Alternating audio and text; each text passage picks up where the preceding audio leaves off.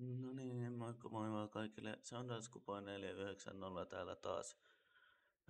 Tänään vähän vakavempaa videota, kun monet on ihmetellyt, että miksi multa ei ole tullut uusia videoita tai milloin jatkan videoiden tekoa.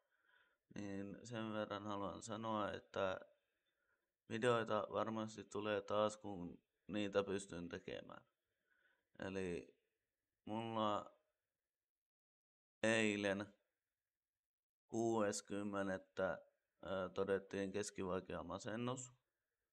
Ja sen takia nyt sitten en pysty varmaankaan hetkeen tekemään videoita. Koska yritän nyt jättää aikaa myös itselleni. Mutta tämä pieni infovideo oli tässä. Kiitos kuitenkin kun katsoitte ja nähdään taas. Ja jos tykkäsitte videosta, niin tykkää. Ja jos muutenkin olette kiinnostuneet minun videoista, niin tilatkaa kanava. Mutta tällä hetkellä se olisi moi moi!